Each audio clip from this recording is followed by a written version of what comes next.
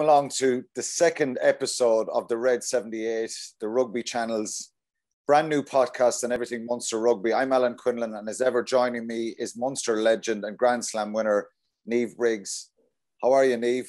Good, Quinny, how are you? 1 week down. We haven't been lynched yet, but obviously we'll look back at the weekend and what did you think of that game? Very briefly, we'll go into it in depth in a minute at the weekend. I love how the Munster Connacht games are starting to get a real intense rivalry. I thought it was a big local derby, so it was good. Little bit of bite back into the interpros. It's good. And Connacht and Munster, it seems to be a bit of niggle in the last couple of seasons. So look, we'll get into that in a minute. What's the Red 78 all about? Every week we're going to be looking at everything that's gone on in the world of Munster Rugby. We'll be analysing all the games, have some big name guests, and look at what's going on in the women's game, obviously at club and underage level. So for everything Munster, this is the place to be. It is a Munster podcast, not a Leinster, Ulster, Connacht one. So we're very Munster heavy here. We'd love your feedback and thoughts on what's happening in Munster, and you can tweet us at Rugby Channel 15 on Twitter or leave a comment wherever you're watching across the Rugby Channel's social media pages. And of course, please subscribe to the podcast. Just search for the Red 78 and you'll get the podcast straight to your phone every week. Okay, so that's the intro over with, Niamh. We spoke last week about the Scarlets game, how we were heartened, feel-good factor, loads of positivity online about Munster, and it was a brilliant performance over in the Scarlets. Mixed feelings about Saturday night. Yeah, look, I'm not sure every week can be a win like Scarlets, to be fair. Leinster put 50 points on them again this week, so I think there's obviously issues behind their scenes, but I actually was really enthused coming back the other night after the game, only because a couple of things stood out for me hugely. This group, I feel like they're on a really big journey. They're eking out wins when they haven't played exceptionally well. To go down the 70th odd minute, a try, and then to be able to go back up the top of the pitch and hold on to possession like they did now. What did you feel after Jack Carty's try? Did you feel Munster would create the opportunity? Because there was a lot of mistakes, and I think that the thing for me after the game was Connacht were brilliant, number one. They got the emotional pitch right. They put huge pressure on Munster. They brought a physicality. But Munster lacked the control and a real... something that you kind of associate as a given with them, that they control the ball. They're not sloppy, particularly in the forward exchanges. Their set piece is normally good. We're usually criticising their attack a little bit, but the basics, some of the basic stuff from Munster tonight was probably what will disappoint them most. Yeah, I think it's more missed opportunities. I think that they created opportunities in terms of they creative visits into the Connacht scoring zone, into that 22 area. They had a couple of lineouts that were overthrown or miscued, and even for the try, Tadhg Beirne's try, I was doing radio commentary from it, so I was sitting up high, so I was able to see the space. And I'd say Andrew Conway had a sore throat afterwards from screaming that there was so much space on the edges for him, like the likes of him and Zebo. But nobody ever really looked up. And I think those type of opportunities that they've missed, or that the fact that they could have got scores earlier in phases, like especially that Tadhg Beirne, they definitely could have got, scored earlier and easier, if that makes any sense. But I think so. It'll be their missed opportunities, I'd imagine, that they'll be reviewing. And but I tell you what, Connacht were good. Their line speed was unbelievable. Their tackle tech, their aggression, and you hit the nail on the head there, Quinny. They completely got the emotional pitch right. Would that concern you that particularly at home, or is it, you mentioned the word learning curve? I think obviously if I'm a player and I'm in a dressing room, yourself after a game like that, you're not stupid enough to know that that was a great performance. It wasn't where you want to be, but you've got the result. It could have easily gone the other way, and Connacht felt very hard done by. And I think they probably legitimately have a case to answer for, particularly with the Tadhg Beirne, the Chris Cloete try. And we asked over on Twitter at our Twitter page at Rugby Channel 15, whether Tadhg Beirne was onside for Chris Clodagh's try or not. And Aidan, 1150, and Liam Hennelly tweeted us saying that they didn't think so. Well, what do you think? That was a very soft response. There was a lot more aggressive, angry responses from Connacht fans. I spoke about it yesterday morning on O2B AM, and I spoke to a referee, and I won't be putting any referees into awkward positions here, but I spoke to 2 referees, and they emphasised, first of all, that the point, rugby is not like soccer where you have a VAR situation. Part of your body, if it's a head, you're offside. Any part of your body, even if it's only a toenail, back over the line, level with the player, or if it brings you level with the player, even if you reach back with your leg, you're onside then, even if your body is ahead of him. But I think the consensus with everybody watching, and my own opinion, and I'm not sure what yours is, and everyone online, was that he looked like he was ahead, and they've a right to be aggrieved by that try. What do you think? Yeah, 100%. I was very similar to you. When I was at the grounds, I thought, oh my God, there's, great opportunistic try. But as the replays were happening on the big screen, I was like, this does not look good. And it's funny, I also went and asked the referee about that law, about being offside at the kick. And to be honest, I wasn't aware that. I always assumed you had to be behind, as in your whole body had to be behind. Yeah. There was loads of images going around on social media afterwards. It looks like the good chunk maybe leg, had a leg behind. But the problem here is if we didn't know about it, having played rugby for a long time. But the problem how here, does the ordinary spectator or punter know it? Yeah, I think the problem here is that it wasn't looked at. Yeah, if 100%. It was looked at by Chris Busby and the TMO Brian McNeice, who probably should have had a look at it. If it was looked at and it was explained like that part of his leg is behind that straight line that lots of people are drawing across, and they've these still shots, well, then that's you could argue and debate it then and say they're wrong. But the problem, I think, is, and Andy Friend said it, for Tiernan O'Halloran's flick up to Mac Hansen, which was forward, it was looked at a number of times.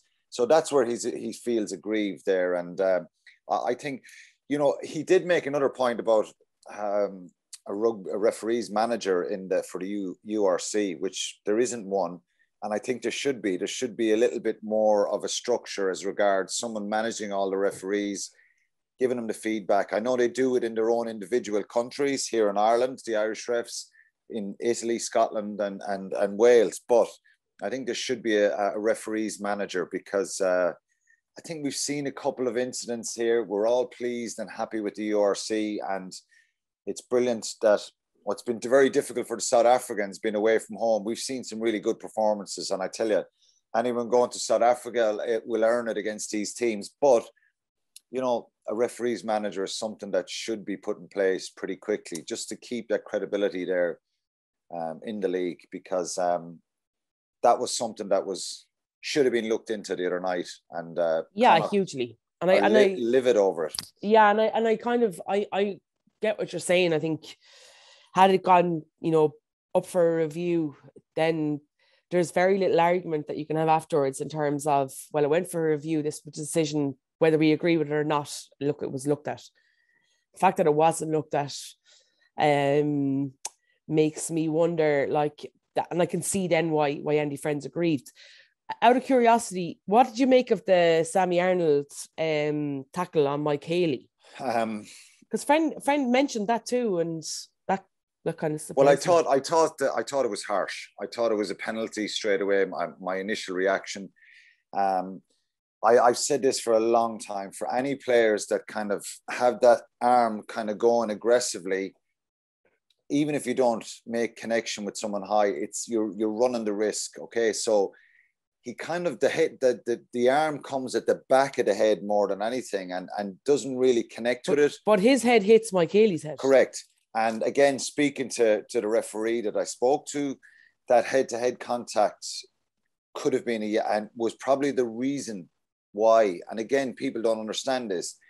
There's a duty of care for me tackling. If I'm tackling you, and if I'm that high with you and my head hits your head, that's potentially a yellow card alone as it is. There was a swinging arm there. There wasn't that aggressive, but it was high and it was at the back of the head. So the reason he got the yellow card, I think, is because the head-to-head. Yeah, me too. And his duty needs to be lower. So again, it's one of those ones that if it was just a penalty, would Munster been given out afterwards? No. Some of these are 50-50 calls, but you run the risk when you're up that high. There was another incident in the game, and I said this again yesterday, and again, you're running the risk of people, you know, having a go off you and saying you're wrong and you're too biased. I think we'll be the first to admit that Munster were really poor and Connacht were really good. We've just said that. So we're not kind of shying away from that. But the 50-50 calls that Andy Friend is talking about that they don't usually get, I can understand that there's a bit of a chip in the shoulder, and they are, with respect, the poor relation of the three provinces. They don't get the same resources. They don't get the same support. And as the other provinces, even though they've got a lot of, they've been allowed to sign a lot of players in the last number of years, but I'm not sure I agree entirely with the 50-50 calls. Connacht's biggest problem is they haven't been consistent in their performance. And Jack Carty said it after the game. If they bring that type of performance every week, well, they're a brilliant team to watch. Andrew Trimble said it a few weeks ago. They're everyone's kind of second favourite team. So, which they are, because, you know, people admire the resources, and Andy Friend is such a positive guy, the brand of rugby they play. But going back to those 50-50 calls, I thought for Paul Boyle's try, Chris Cloete was very, very unfortunate not to be rewarded with a penalty. The penalty went against Tadhg Beirne for not rolling away. He had no material effect on the clean out by the Connacht player. Chris Cloete was on the ball really quickly, and Chris Busby did say to him afterwards, well, you were fine, but number 7 didn't roll away. But Tadhg Beirne had nothing to do with that, stopping the Connacht player. So that could have been that was a 50-50 call that went Connacht's way. They scored a try. That could easily have been a penalty to Munster. So I think it all comes in swings and roundabouts. Just doesn't make it any easier. And look, there was a few offsides that Connacht obviously came down to really get into Munster's face. And it's no surprise to me as a former player looking at it that one of the key ingredients of getting stuck into the opposition is line speed and defence, and maybe pushing that line, that offside line a little bit. And I was someone who loved to do that.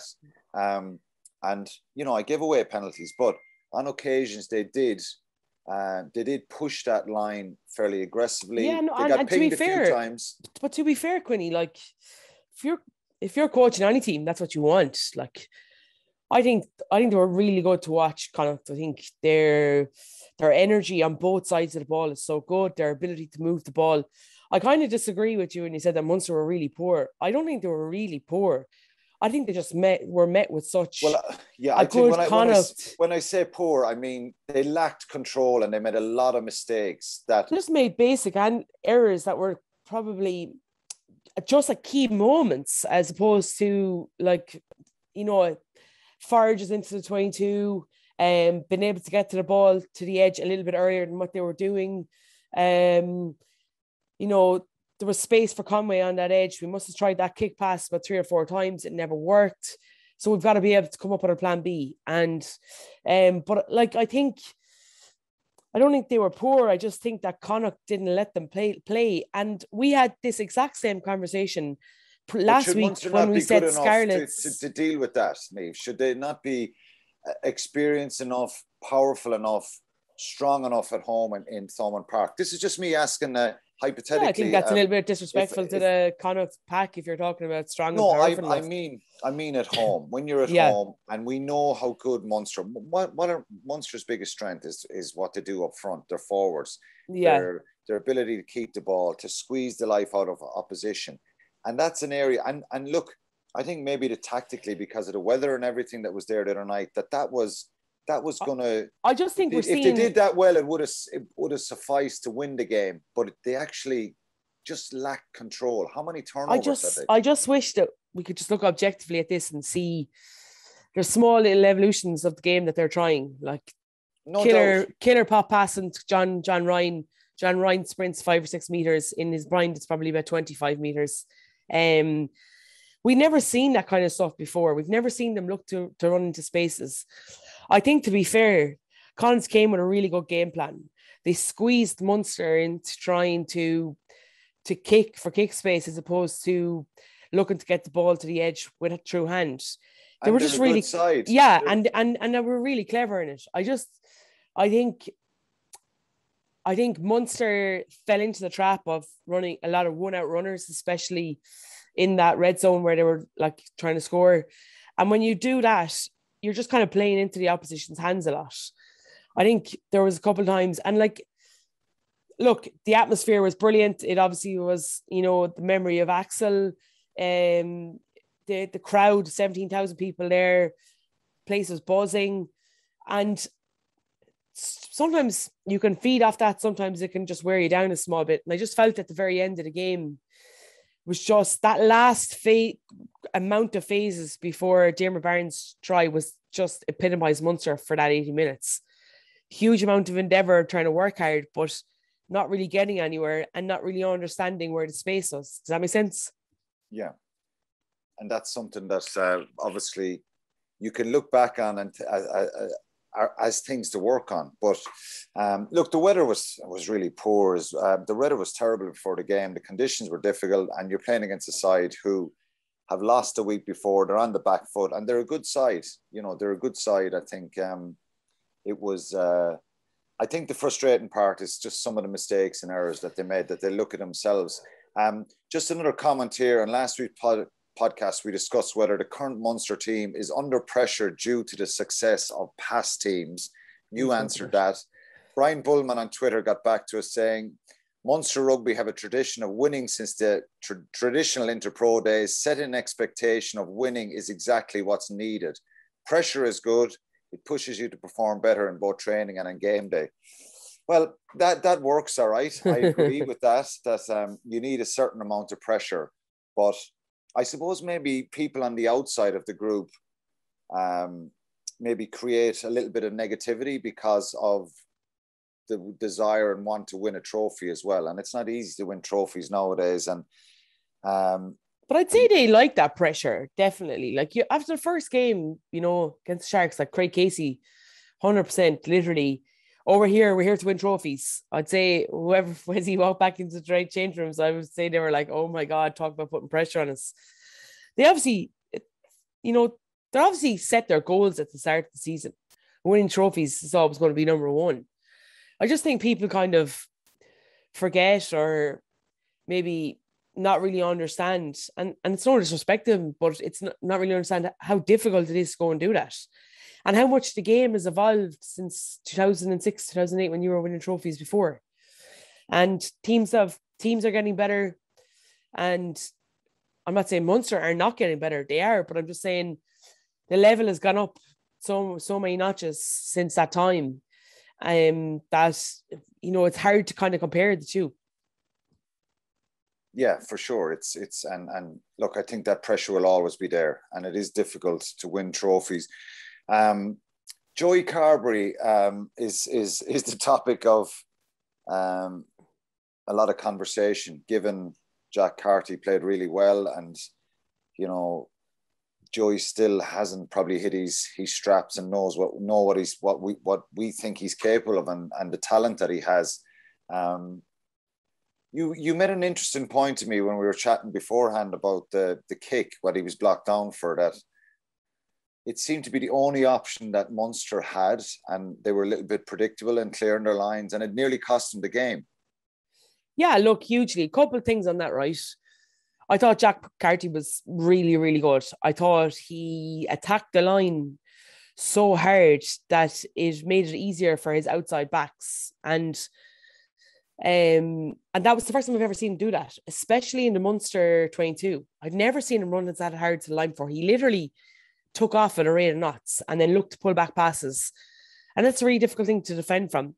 I thought he controlled the game really, really well. In relation to Joey Carberry, I 100% agree. Yes, there was no other option. There literally, if you're defending that and you look up and you see that everybody is so flat, you 100% know it's going to be kicked. So you're thinking, okay, all I have to do is get absolutely off the line here, run as hard as I can, throw my hands in the air and wish for the best. Joey's kicking style is real. Oh, it's so lovely to watch. Like, I love, as a kicking nerd, like, I love watching him kick. But it's real languid. Like, it's just very, it's like as if he's just out for a Sunday stroll when he kicks the ball. It's like it's effortless, but it's also time consuming. So at that level, if everybody's real flat and they're thinking, okay, there's only going to be a kick here, then, you know, it's really easy for him to be blocked down, especially the shape of his body, because he was kicking to the open. And I saw loads of people afterwards going, well, all he had to do was clear his lines and just look down and kick down the tram line.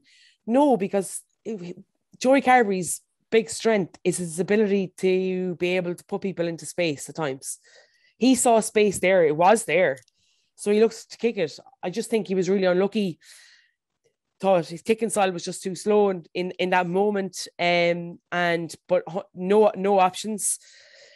But how resilient did he have to be able to go up after that moment? I've been there. I've been blocked down against France. We didn't come back from that. Like, the thoughts and the mental battle in your head straight away afterwards, it's horrendous. But to be able to go down and put Munster in a position to be able to win the game, you know, that's something. Like, that's something big, and that's something that's built over a lot of time. And I think, you know, he'll be really happy in terms of that entity, I think. Yeah, I just feel that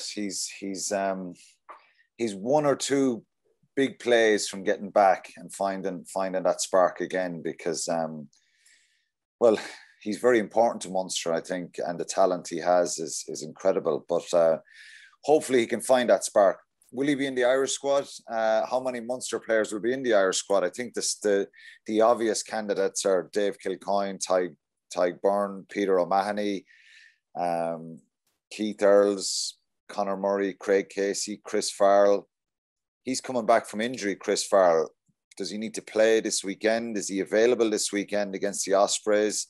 Andrew Conway hasn't played a lot this season, didn't get a lot of the ball the other night.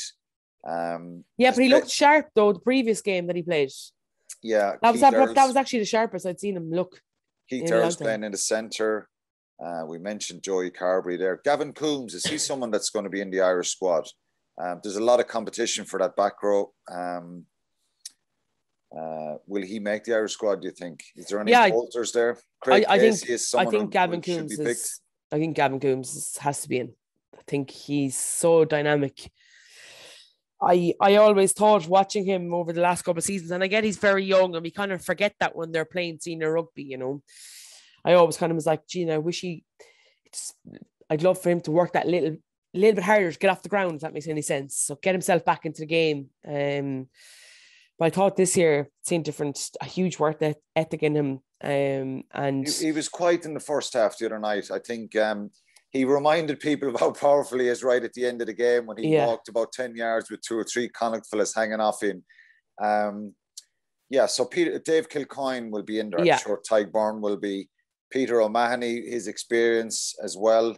Does John Klein warrant a callback? I think. Well, he's playing well. I just looked online and a few people are mentioning that. I think he got a lot of criticism, didn't he, when he got picked for the World Cup over Devon Toner. It wasn't his fault. I think Devon Toner was unlucky not to be in that squad, and it was a shock at the time. Unfortunately for Jean Klein, if he was joining the team in 2018 when they were so successful, maybe there wouldn't have been as much scrutiny on his performances. He hasn't been in an Irish squad since, hasn't played since anyway, whether he's trained with him or not, I'm not sure. But there could be merit for him. I think certainly he started the season very well. I love his attitude and his work rate and his physicality that he can bring. So he may warrant selection as well. Jack O'Donoghue has played well. He started the season really well. Yeah, hugely. But then, you know, it is very difficult when you look at the talent and the competition that's there. But for me, I think he's exceptional. I think he's incredibly intelligent as a rugby player. I think his work rate is outstanding. He's ridiculously quick. You just look at the Scarlets game. His ability to move over the ground is as good as any of the back three players. Unfortunately, there's so many bloody There's so many back rows. there. That's it. Is playing well for Yeah, Ulster, yeah. so it'll be interesting to see the squad tomorrow. We got to move on from this in a sec. Mike Haley, Simon Zebo. Haley played well the other night in those conditions. Seems to be rock solid. He's counter-attacking. He seems to have more confidence. But you have Simon Zebo, and we spoke about him the week before. No touch of the ball. It was difficult in the conditions. Will he be in the Irish squad? He wasn't in the 50 that was named a few weeks ago, or Mike Haley wasn't. Do you think they have any chance of being in there, or do they need to play more games and produce big performances for Munster to get back in? Yeah, look, I think, to be fair, Hugo Keenan's probably the only specialist 15 that's up there, because they've tried Larmer and they've tried Stockdale in a fullback. So maybe there's a warrant for a second. Do they need a second fullback? I think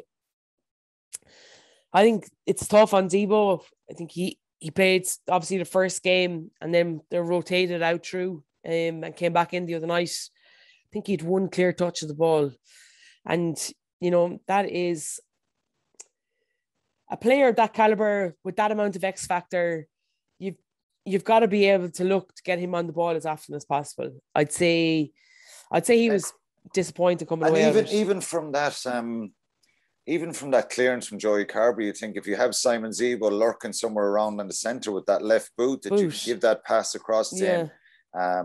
Maybe they might get a look. Maybe they need to play some more games. Yeah, I was going to say, would you put him in a fullback, or would you keep him on the wing? It's hard because you've got Matt Gallagher, you've got Mike Haley, and you've now got Simon Zebo. I think playing him in fullback in better conditions, the team being a bit more accurate, I think he'll get more ball and he'll get more chances. I think he's a finisher. Look, Andy Farrell will know that, and Paul O'Connell and Mike Cass and the selectors will know that. I probably think Simon Zebo, unfortunately, I'd have him in there, but I think he needs to play more games. But can I ask you a question from a Munster perspective, right? So say everybody's back, everybody's fit, fully loaded, Champions Cup game, Delande, Farrell, they're all there. Like, how do you manage all those players into one position? Well, if Delande and Farrell start in the centre, which are your first choice centres, well, then you've got Keith Earls, Andrew Conway, Simon Zebo, Mike Haley, Calvin Nash, Matt Gallagher, Shane Daly. It's a hard one to leave. Yeah. It's a great situation. I think if you look at it this way, though, do you look at Mike Haley, who, to be fair, rarely makes a mistake, right? Rarely makes a mistake. Brilliant in the air. Positional sense is excellent. And then do you look at Zebo, who could make mistakes, but has this ridiculous flair and X factor? It depends. Do you go with the flair? Do you go with the... Look, it depends. I don't know. I think I always like to, if you can get someone into a team who can do something different and create something, I'll always try and nudge toward that. If you're playing in wet, miserable conditions and you're not going to get the ball to him, maybe you go Mike Haley. So it depends on who you're playing and the conditions. But maybe the two will end up playing. Maybe Zebo will be on the wing because he can play there very well. So we'll have to wait and see. But look, there's a lot of options there. And I think the more Irish players, the more Munster guys that get into the Irish squad, the better for the team to have that feel-good factor. It was one of our goals always to have as many guys in the squad as possible. It's going to be a busy period. Finian Wycherley is someone that we didn't mention that I forgot. His contribution at the end there, he's super off the maul and creating that opportunity for He's Munster. come into a real big leader, hasn't he? He has, yeah. He was brilliant the week before as well. So I'd like to see him, if he's not in the squad, at least be in around the squad training with him. Maybe Thomas Ahern and Ben Healy might be there training. Yeah. It's traditional to bring in guys and who potentially could be challenging for a World Cup spot. Who knows what Andy Farrell is thinking? This is a short little block. The Six Nations is longer and you need guys to train against you. I'd love to see Thomas Ahern and Finian Wycherley obviously has been capped on merit to maybe challenge and ruffle a few feathers in there. He loves the physicality. And I really think Thomas Ahern is one that can kick on. HC on YouTube was kind of, I just want to read out a comment there. He was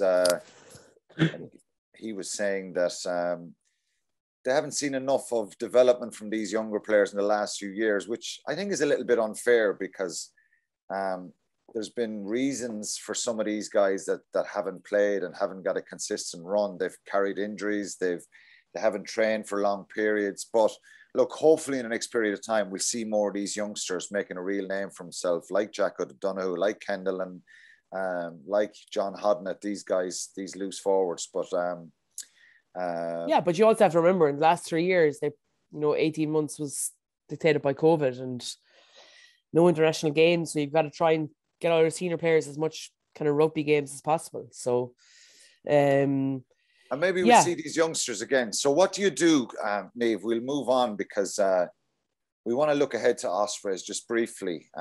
Obviously, we can't go too in depth in it, but what happened in Scarlets 2 weeks ago, will that happen again this weekend? And should it be the same team? Should they be sent out again? Because they produced a brilliant performance over there.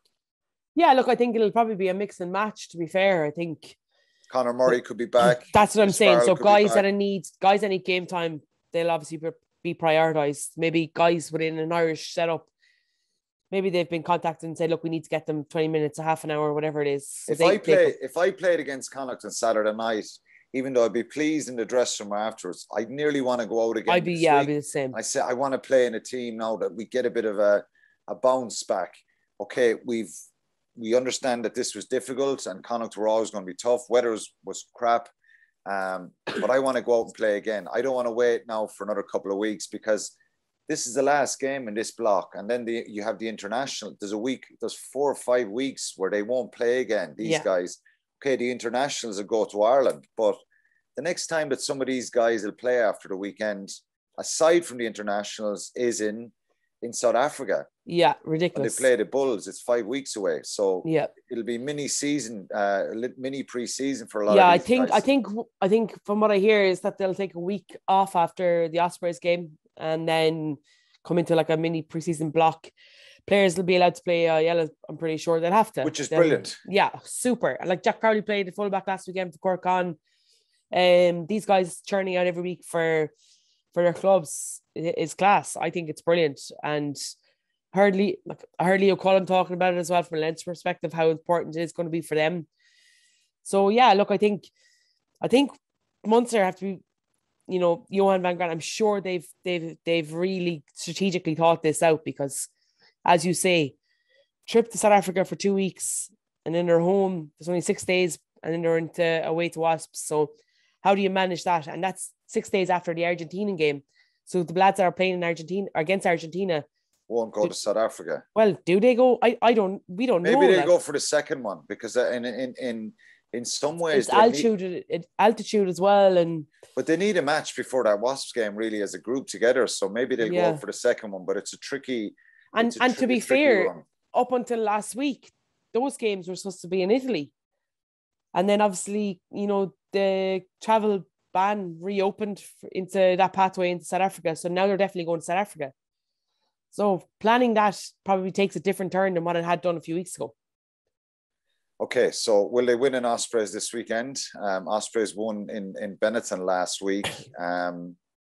They win this. It'll be a brilliant first block for them. 5 wins if they get a win at the weekend.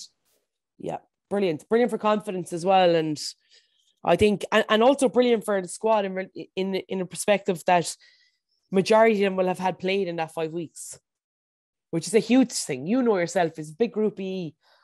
Same lads are playing week in, week out. Get a little bit stale, not in terms of the training or whatever, but just in terms of your mind. Why am I training this well when I'm not going to get in? Whereas been afforded opportunities, I think it's been very well managed by Van Graan and his coaching ticket. So Ben Healy, Jack O'Sullivan, Chris Clote, Jack O'Donoghue, Finian Wycherley, Thomas Ahern, all these guys who played so well over in the Scarlets, do you think they should start this week? Definitely think they should be involved, yeah, 100%. I think it kind of seems to be this kind of rotating week on, week off. You might see a few, as I said to you, a few that need game time, a few that could have knocked on Van Graan's door on Monday morning and said, look, I really want to play again next weekend. Be interesting to see, but you'd like to see some of those youngsters getting another go, considering that they won't be involved in Ireland and they won't play for another 5 weeks. Yeah, I think the Ospreys will look at it though, no matter what Munster team comes, and be pretty alert to what happened with the Scarlets 2 weeks ago. So it's for any of us expecting the same type of results, I think it'll be very difficult. A win, any sort of a win over there, and maybe that's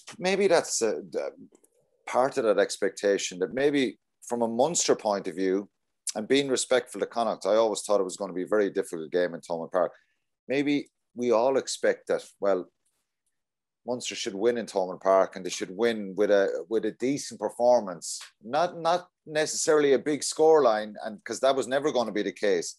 But any sort of a win here in the Ospreys is a real positive, isn't it? And they can kind of mark off this block and I'm sure the Ospreys will stack themselves as well, considering that this will be their last game before their 5-week break. So you're looking at the likes of Alwyn Jones and these guys playing. So it'll be a good game. Yeah, another good game for Munster. And I think no matter what happens, they'll head into this break feeling like that they're, in a good place. Okay, so the glass is half full with Munster so far. It always is for me anyway. Well. We're going to be well scrutinised at that. But look, it's that's why we wanted some interaction from. We're only week 2 from what the fans think as well, because we've got to get a balanced view from everybody here and try and be fair to Munster as well. That look, a little bit of negativity after last week against in a game that probably they were fortunate in the end to get a win. They ground out the score, but if they end up getting a positive result this weekend, well, it's you can chalk that off. And I know from experience, you're not going to get. We want better performances. We want more attack. But look, let's see what happens in the next few weeks. It's going to be busy. Just finally, Keith Earls did an interview. I played with Keith. Seems like he's around forever now. He was only a child when 18, 19, when he came into a Munster squad, became a British and Irish line. I played with him for a couple of years. I played with and against his dad. I don't know if that's a good thing or a bad thing to be shouting out, but I must say that I thought he was incredible.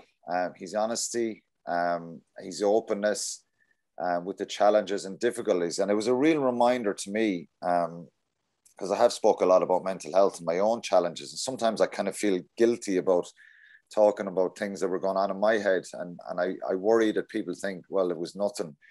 But it doesn't matter, because I think we all view the world through our minds, don't we? And I just thought Keith, that was so refreshing to see him coming out and talk about the challenges, the pressures of sport that are there at that level, the scrutiny that's there nowadays, but personal issues that he's had, been diagnosed with bipolar 2, his liver being dislodged and that causing him issues, different injuries, willing to walk away from the game. I think it's just phenomenal what his honesty and bravery, and it made me really proud to be a Munster man. Yeah, hugely. I actually watched that interview at home. My mum, who doesn't really know much about rugby, she follows it because I play it or used to play it. And I looked over her, she was in tears. And that's the profound effect that interview had on people. I think I've been a Keith Earls fan for as long as I can remember. I just think he's absolutely electric. But more than that, Limerick's a really small place. You walk down the road, Castletroy somewhere, and you can come across him walking the dog or with Adele and the girls. He'll always say hello to you. He'll always ask you how you're getting on. So for him as a person, an absolute gent of the highest order, to come out and do something like that, I thought was incredibly brave, courageous, and you put yourself in, especially in this day and age. Like, no offense, Quinny, I think your story is phenomenal. How you continuously are out there advocating for people with mental health issues. But like, he's out there now on a pedestal when there's social media willing and people on it, trolls ridiculously ready to knock you down whenever you can. And he's got to play. He's got to play. And he's got to play in week out. He's still a player. And to do something like that, like my absolute utter and respect for him is just gone up to. Well, it's just a reminder as well for anyone, whether you're a commentator or even on platforms like this, that we never know what's going on with the individual. And I've always tried to be, even though sometimes you get challenged about what you say, I've always tried to be balanced and never personal with players, because I was there myself and I know how hard you work, and no one goes out to play a bad game. But I think imagine turning out those performances, dealing with that. But I think how strong do you have to be for that? Absolutely. But I think it's a reminder to anyone commenting on social media, anyone being a commentator, working in sport, just that sometimes we actually don't know what's going on. And the more you know about the person, and you can understand that there's a massive pressure, there's a massive expectation that we spoke about, particularly when you're playing for Munster, because of things that happened in the past. Even for Ireland, you know, the heights Joe Schmidt reached in the last couple of years, for the way it's been challenging after the World Cup for Andy Farrell, that, you know, in GA throughout Ireland, people go out, they're amateur players in the AIL. It can be difficult, and there's more to life than sport, even though we love sport. And I just think what Keith did at the weekend, it gave us all a reminder that we never know, that there's sometimes, and that's the intrigue of getting the balance right in your life and talking to people, whether you're worried about the game, whether you're a bit negative in yourself about the performance, talk to someone and have a chat. And I think he sent out a really positive message. So well done to him. Yeah, and, class. I think he's even though he's incredibly popular, he always was. He was someone that never looked for any kind of glitz or glamour. He just went about his business. I think he's gained so much respect, even more so if that's possible, from people throughout Ireland. So well done to him. So listen, we've got to leave it there. We'll be back next week to talk about through Munster's performance away to the Ospreys. Please get in touch with your thoughts on the Munster performance. Tweet us at Rugby Channel 15, or just search for the Rugby Channel, and make sure you subscribe to the Red 78 wherever you get your podcasts.